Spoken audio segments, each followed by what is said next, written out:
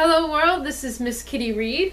My assistant McKenna and I wish you Merry Christmas in July. We will be discussing An Amish Christmas.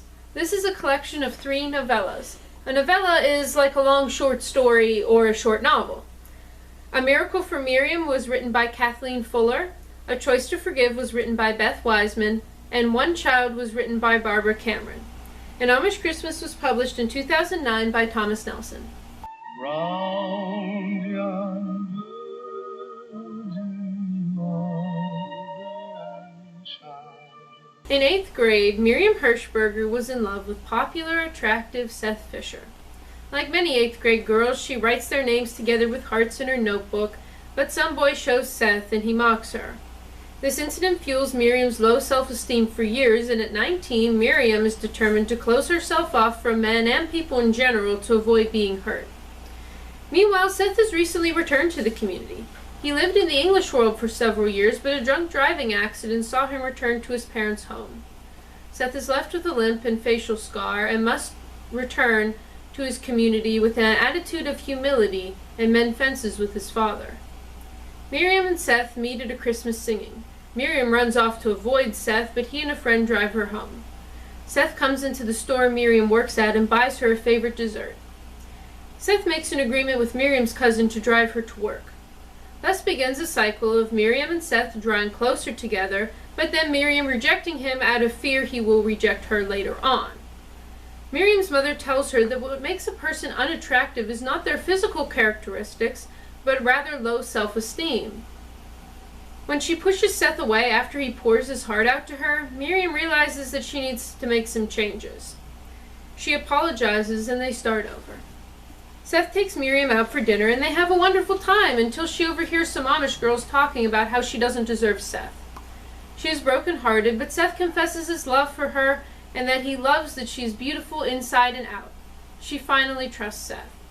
The new couple goes off to Christmas dinner, but before going in, Seth gives her a present, a tiny hope chest, which will be a model of the real one he hopes to build her for her beloved grandmother's quilts. The end. Oh, infant, so tender and mild. Daniel and Lydia were young and in love, but he left for the English world without telling her on Christmas Eve, and she eventually married his brother Elam. But Elam died 2 years ago, and now Daniel has returned to join the Amish. He never stopped loving Lydia. Though Lydia once forgave Daniel, she finds herself torn apart by what he did when he returns. Daniel and Lydia tried to cooperate when Lydia's daughter, Anna Marie, is not at home one night. She was at a tree where young people meet, where her boyfriend Amos proposed. Lydia tries to ignore Daniel when he comes to Thanksgiving, but soon she is left alone with him. After trying to get rid of him, she agrees to let Daniel tell the story of why he left. But before he can, Amos, who hadn't shown up at dinner, arrives and asks to speak with Anna Marie, saying that he's in trouble. Amos stole beer from a convenience store after being peer pressured by his English friends. He wants to run away from the Amish, but Daniel tells him that he ran away due to legal troubles, and that if he and Anna Marie really love each other, they can withstand the problems. Amos agrees to stay. Daniel finally tells Lydia the truth. He and Elam were in town to pick up her Christmas present when they came upon a man assaulting a woman. Daniel starts a fight to save her, but the woman runs away and the police believe the man's story that Daniel started the fight. He's too ashamed to tell his family and makes Elam promise to tell them he left for the English world. He spends some time in jail and then drifts around for years. He told Elam that he could give Lydia the life she deserved, and so Elam pursued her for his brother's sake. Lydia is disturbed at the deception of not only her first love, but her husband of 15 years, and says this is unforgivable. Life moves on, however. Daniel is baptized and now an official member of the faith he left so long ago. Anna Marie, who had been wary of Daniel before, has accepted him out of gratitude for his words to Amos. Lydia still can't move on from the revelations until one night Elam comes to her in a dream. He says he never told her where Daniel was because he knew she would always choose Daniel over himself. Elam tells her to forgive Daniel. He says that he was married to her for the first half of her life, and that Daniel should be in the second half. Lydia and Daniel go out to eat, and she forgives him and Elam openly. But then an English woman comes looking for Daniel, and Lydia fears her chance is over. However, she gets a letter from the woman days later saying she was the woman Daniel saved all those years ago.